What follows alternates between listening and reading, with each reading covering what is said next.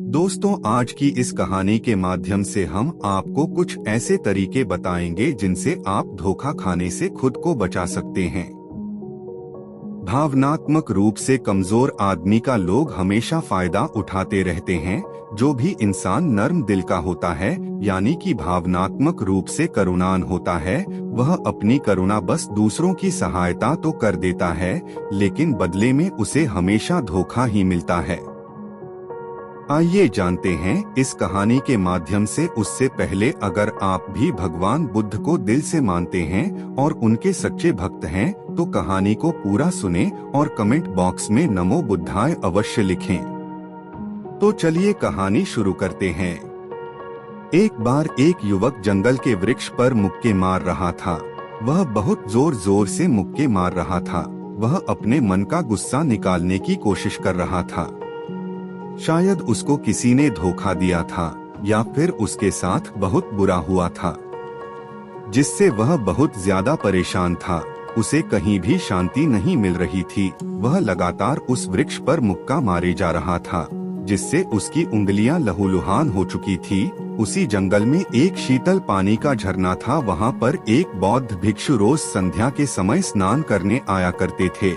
यह उनका नित्य का नियम था। आज जब वह इस रास्ते से स्नान करने के लिए उस जंगल में आए, तो उन्होंने देखा कि युवक जोर जोर से चीख रहा था और रो रहा था और लगातार उस वृक्ष पर मुक्के मारे जा रहा था। उस युवक के आसपास कोई मौजूद नहीं था। इससे उस भिक्षु को उस युवक की चिंता होने लगी। उसने सोचा कि अगर मैं इसे ऐसे ही अनदेखा करके चला जाऊं, तो कहीं यह आत्महत्या ना कर ले। ऐसे विचार आने के बाद भी वह कुछ नहीं बोले। वह लगातार उस युवक की तरफ देखे जा रहा थे। कुछ देर तक तो उस युवक ने उस भिक्षु को नजरअंदाज किया, लेकिन कुछ देर बाद उसे अजीब सा लगने लगा। उसने सोचा, ना तो यह मुझे रोक रहा है और ना ही कुछ कह रहा है।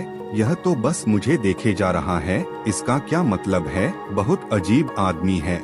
ऐसे ही विचार उस युवक के मन में उठने लगे। जब कुछ देर बाद भी वह भिक्षु कुछ नहीं बोला, तो युवक ने अचानक से उस भिक्षु से पूछा कि महाशय, आप अपने रास्ते क्यों नहीं चले जाते? आपको क्या मतलब? आप यहाँ रुककर मुझे देख क्यों रहे हैं? भिक्षु ने बहुत शांत स्वर में कहा कि मैं तुम्हें रोक नहीं रहा हूँ, तुमसे कुछ कह नहीं रहा हूँ, तो मुझसे तुम्हें क्या परेशानी है?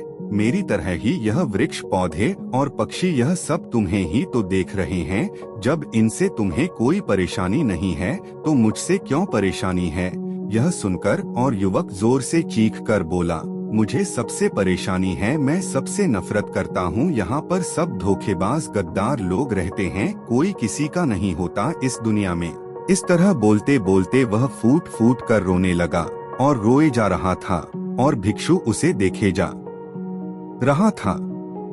वह भिक्षु उसे चुप कराने की कोशिश भी नहीं कर रहा था। यह बात तो उस युवक को और ज्यादा अजीब लगी। अब रोना बंद करके उस युवक ने सीधे होकर उस भिक्षु से कहा, आप बहुत अजीब आदमी हैं। आपके सामने कोई इंसान रो रहा और आप उसे चुप भी नहीं करा सकते। आपके मन में बिल्कुल भी संवेदना नहीं है। बहुत अजीब और कठोर हृदय वाले साधु हैं। आपको अपने साधु होने पर खेद होना चाहिए। और ऐसे ही ना जाने क्या क्या जली कटी बातें वह युवक उस भिक्षु को सुनाने लगा। कुछ देर बाद जब युवक का गुस्सा निकल चुका, तब भिक्षु ने बहुत ही शांत स्वर में कहा कि आज मैं तुम्हें कंधा दे सकता हूँ, तुम्हारे आंसू भी पहुँच सकता हूँ, लेकिन इससे तुम्हारी समस्या का समाधान नहीं होगा। कुछ देर के लिए तुम्हारा मन शांत हो जाएगा, उसके बाद फिर वही जिंदगी, वही लोग जो तुम्हें आज कंधा देने के लिए भी तुम्हारे पास नहीं है। फिर से तुम उसी जिंदगी में लौट जाओगे। फिर कोई तुम्हें धोखा देगा, कोई तुम्हारा फायदा उठाए और तुम अपने मन को ऐसे ही तकलीफ पहुंचाते रहोगे। तो आंसू पोंछने की बजाय तुम्हें मुझसे कुछ ज्ञान की बातें जान लेना चाहिए, जिससे तुम्हें जीवन में कोई भी धोखा ना दे सके, तुम्हारी अच्छाई का कोई भी फायदा ना उठा सके। याद रखना, आंसू पोंछने वाले तो तुम्हें बहुत मिल जाएंगे, लेकिन ध्यान और सही समझ देने वाला कभी कभी कोई इंसान मिलता है।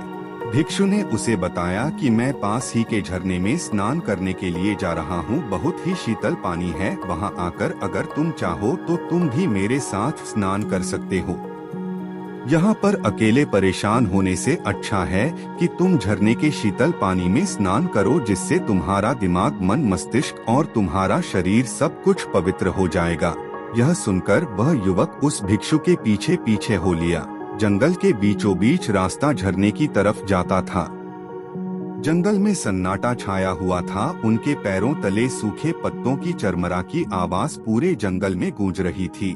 आज पूर्णिमा की रात थी और आसमान में चांद अपनी उजली रोशनी उस जंगल में फेंक रहा था। उस रोशनी में दोनों उस झरने की तरफ चले जा रहे थे।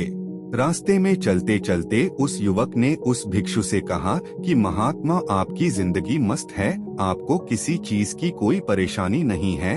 आपको पता है कि दुनिया में कैसे कैसे लोग रहते हैं, कितने धोखेबाज, कितने मक्कार, और सबसे महत्वपूर्ण बात, अपने लोग ही धोखा देते हैं जिनसे हम प्रेम करते हैं, जिनको हम अपना मानते हैं। जब उन्हीं से धोखा मिलता है तो कैसा महसूस होता है। कभी कभी तो लगता है कि भोले और दयालु लोगों के लिए यह दुनिया नहीं बनी है, यह धोखेबाज के लिए है, मक्कार के लिए है।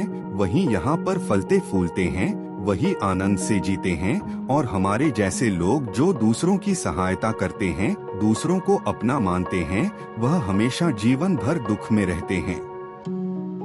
यही जीवन की सत्यता है और यही संसार है जिसमें हमें रोज घुट घुट कर मरना होता है। गुरुदेव, आपने सही किया, ऐसी जिंदगी को त्याग दिया, पीछे रहने दिया। अब बस अपने में मस्त, किसी से कोई परेशानी नहीं है, किसी की कोई चिंता नहीं। मैं भी सोचता हूँ कि मैं भी संन्यास ले लूँ। यह सुनकर उस भिक्षु ने कहा कि तुम्हें क्या लगता है, सन्यासी जीवन बहुत आसान होता है। भिक्षु ने बहुत शांत स्वर में कहा कि तुम्हें तो 2 वक्त की रोटी तो शांति से मिल जाती है, हमें तो कभी कभी वह भी नसीब नहीं होती। अगर भिक्षा मिल जाती है तो हम खा लेते हैं, वरना हमें तो भूखा ही सोना पड़ता है। यही हमारा सन्यासी जीवन है, हमें हमेशा नीचे सोना रहता है, सिर्फ एक लंगोट में रहना होता है, चाहे कैसा भी मौसम क्यों ना हो। तो यह सब तुम्हें आसान लगता है तो तुम भी सन्यासी बन जाओ। युवक ने कहा कि आप कहते तो ठीक ही है, संघर्ष तो दोनों तरफ है, सांसारिक जीवन में भी और सन्यासी जीवन में भी। वैसे सांसारिक जीवन भी अच्छा है, लेकिन तब तक जब तक घर परिवार में सुख शांति बनी रहे, धोखा ना मिले, हमारे लोग हमारा फायदा ना उठाएं, हमसे झूठ ना बोले, हमें धोखा ना दे, तब तो जीवन जीने का आनंद होता, वरना जीवन नर्क हो जाता है। भिक्षु ने कहा, संन्यास अपने मन से लिया जाता है। जब हमारा मन कहता है कि हमें संन्यास के मार्ग पर सफलता हासिल करनी है, आगे जाना है, तो ही सन्यासी जीवन सफल हो पाता है। लेकिन तुम अपने घर से परेशान होकर, दूसरे लोगों से परेशान होकर सन्यासी बनना चाहते हो तो तुम्हारा सन्यासी जीवन भी कभी सफल नहीं होगा। इससे अच्छा तो तुम सांसारिक जीवन में अगर कुछ तरीके, कुछ नियम अपना हो तो दूसरे लोग तुम्हें धोखा नहीं दे पाएंगे। सबसे पहले तो यह समझो कि धोखा उन्हें ही मिलता है जो भावनात्मक रूप से कमजोर होते हैं, जिनका दिल जल्दी पिघल जाता है, जो दूसरों को दुख में नहीं देख पाते। ऐसे लोगों के साथ धोखे होने की संभावना ज्यादा होती है, क्योंकि कोई भी आदमी अपनी परेशानी बताकर, अपने आप को दुख में बताकर तुम्हारा फायदा उठा सकता है। क्या पता वह झूठ बोल रहा हो, वह दुखी होने का अभिनय कर रहा हो, लेकिन आपको तो सच ही लगेगा और उसके कुछ समय बाद आपको पता चलता है कि आपके साथ धोखा हो गया। उसके बाद आपका मन अंदर से टूट जाता है। इसीलिए सबसे पहली बात ध्यान रखना कि किसी भी व्यक्ति को यह एहसास मत होने दो कि तुम भावनात्मक रूप से कमजोर हो, अंदर से तुम्हारा दिल नरम है। अगर उन्हें यह कमजोरी आपकी पता चल गई तो वह कोई ना कोई जाल रचकर आपका फायदा उठाने की जरूर कोशिश करेंगे। चाहे आप अंदर से संवेदनशील हो या दूसरों की मदद करने वाले हो, लेकिन किसी को एहसास मत होने दो। ऊपर से कठोर बने रहो। जब लोगों को लगेगा कि इससे कुछ बोलने का फायदा ही नहीं है, यह आदमी कठोर है, नहीं पिघलेगा, तो खुद वह लोग जो झूठे हैं वह आपके पास आएंगे ही नहीं। वह उन्हें चुनेंगे जो उनके आसान शिकार होंगे। दूसरी बात यह है कि हम बहुत जल्दी दूसरों पर विश्वास कर लेते हैं और हमारी जल्दी विश्वास करने की आदत ही हमें हानि पहुंचाती है। 2 दिन तुम्हें किसी से मिले हुए नहीं होते हैं और तुम एक दूसरे के हो जाते हो, एक दूसरे पर पूरा भरोसा करने लग जाते हो और यह भरोसा तीसरे दिन टूट भी जाता है और फिर तुम्हें धोखा मिलता है और फिर तुम परेशान होते हो। इसीलिए समय तो दो, किसी भी चीज को, किसी भी रिश्ते को आगे ले जाने के लिए समय की जरूरत होती है। समय के साथ तुम्हें सामने वाले इंसान की अच्छाई और बुराई पता चलती है, तब तुम्हें पूर्ण रूप से पता चलता है कि इंसान वास्तव में कैसा है, अच्छा है या बुरा है, और वह कुछ समय देने के बाद ही होता है। इसीलिए जल्दी किसी पर विश्वास मत करो। तीसरा तरीका समझने के लिए तुम्हें ऐसे लोगों को समझना होगा जो दूसरों की चापलूसी करते रहते हैं। कुछ लोगों की आदत होती है चापलूसी करने की। आपके सामने आपकी तारीफ करेंगे या आपके बारे में अच्छा अच्छा बोलेंगे और आपको लगेगा कि यह इंसान कितने अच्छे हैं, मुझसे कितना प्यार करते हैं, लेकिन वास्तव में उनकी वह चापलूसी एक जाल होती है ताकि वह आपका दिल जीत सके। और उनको चापलूसी करने का मौका तभी मिलता है जब आप दिखावा करते हैं। अगर आप उनकी चापलूसी से प्रभावित ही नहीं होंगे तो कुछ समय बाद वह चापलूसी करना बंद कर देंगे। इसीलिए किसी के सामने दिखावा मत करो, वरना आप तो आकर्षण के केंद्र बन जाते हो। लोगों को लगता है कि शायद इसके पास बहुत ज्यादा धन संपदा है, इसीलिए इतना दिखावा कर रहा है, और इसी वजह से जो लोग आपका फायदा उठाना चाहेंगे वह आपके करीब आने की कोशिश करेंगे, आपसे चापलूसी करने की कोशिश करेंगे। अगला नियम बताते हुए भिक्षु ने झरने की तरफ इशारा किया।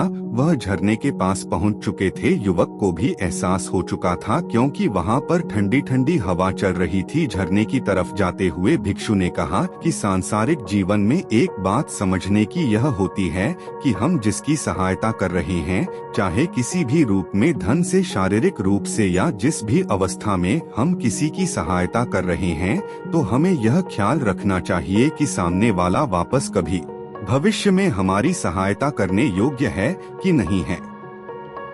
अगर किसी को पैसा उधार दे रहे हो तो यह समझो कि उसके पास आय का कोई साधन है कि नहीं है। कल भविष्य में वह तुम्हें वापस कर पाएगा कि नहीं कर पाएगा। अगर वह नहीं करेगा तो तुम्हें तकलीफ होगी, तुम्हें दुख होगा। ऐसे तो इंसान करुणा बस भिखारियों को भीख देता है, लेकिन वह गलत नहीं है, क्योंकि जो भी पैसा अपने सामने वाले को दिया है उससे आपके ऊपर कोई ज्यादा प्रभाव नहीं डालेगा। अगर वह आपको वापस भी नहीं लौटाए तो अगर किसी ऐसे इंसान को पैसा देना है जो कभी वापस नहीं लौटा पाएगा तो उतना ही दे चाहिए जिससे तुम्हारे ऊपर ज्यादा दबाव ना बने। अगर वह वापस भी ना कर सके तो तुम्हें दुख ना पहुँचे। अब तक वह दोनों झरने पर पहुँच चुके थे। दोनों ने अपने वस्त्र उतारकर उस झरने के शीतल पानी में कूद गए। पानी ठंडा था। उन दोनों की सारी थकान और उदासी पल भर में ही दूर हो गई। स्नान कर लेने के बाद दोनों उस झरने के सामने एक वृक्ष के नीचे बैठकर बातें करने लगे। भिक्षु ने उसे आगे समझाते हुए कहा कि शुरुआत में लोगों को नजरअंदाज करना सीखो। जब तुम किसी को शुरुआत में नजरअंदाज करते हो तो जो भी लोग किसी लालच की वजह से तुम्हारे पास चिपक रहे थे उनकी छटनी हो जाएगी। जब तुम उनको नजरअंदाज करोगे तब 1-2 बार लोग तुम्हारे पास आने की कोशिश करेंगे। उसके बाद वह तुमसे दूरियां बना लेंगे और जो आदमी तुम्हारी इंसानियत, तुम्हारी अच्छाई देखकर तुम्हारे पास आएगा वह नजरअंदाज करने के बावजूद भी तुम्हारे करीब ही बना रहेगा। और यही तो एक सच्चे इंसान की पहचान होती है। जो हमारे अपने होते हैं उनसे हम तकरार भी कर लेते हैं, कला भी कर लेते हैं, उसके बावजूद भी वह हमारी बातों का बुरा नहीं मानते हैं। चाहे कुछ ही समय के लिए वह हमसे नाराज रहे, लेकिन कुछ समय बाद फिर से हम एक हो जाते हैं।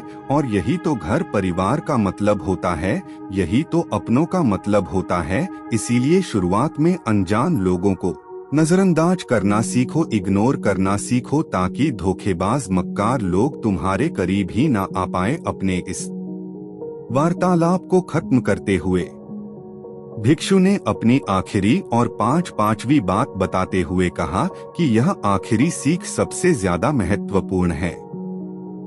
सब कुछ होने के बाद भी तुम्हें धोखे मिल सकते हैं, लेकिन तुम अगर अपने आँख और कान और अपना दिमाग खोलकर रखते हो, अगर तुम होश में रहोगे, ध्यान करोगे, तो तुम्हें इंसान की आंखें देखते ही समझ में आ जाएगा कि उसे तुमसे क्या चाहिए। तुम उसकी इच्छा और उसका स्वभाव उसकी आंखों में ही देख सकते हो। लोगों की आंखों में, उनकी वाणी में, उनके स्वभाव में उनका सब कुछ दिखाई देता है। बस हम ही अपनी आंखें मूंद कर रहते हैं। दूसरे लोगों से जानो, उसके रिश्तेदारों से जानो, उसके परिवार वालों से जानो कि वह इंसान कैसा है, दूसरों के साथ उसका व्यवहार कैसा है, उसकी जांच करो, तब किसी पर विश्वास करो। ऐसे ही किसी पर विश्वास मत कर लेना। अगर तुम किसी के साथ लंबे समय तक भरोसा करना चाहते हो, किसी के साथ कोई संबंध बनाना चाहते हो और कोई दोस्ती करना चाहते हो या किसी की मदद करना चाहते हो, तो इन सभी परिस्थितियों के बारे में तुम्हें जरूर पता होना चाहिए कि दूसरे लोग उस इंसान के बारे में क्या सोच रखते हैं।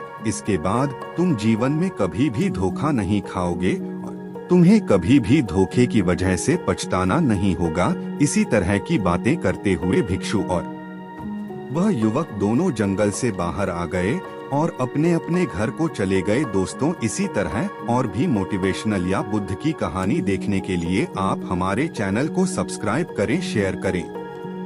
तो दोस्तों, मिलते अगली कहानी में। तब तक के लिए अपना ख्याल रखिएगा। ओम बुद्धाय।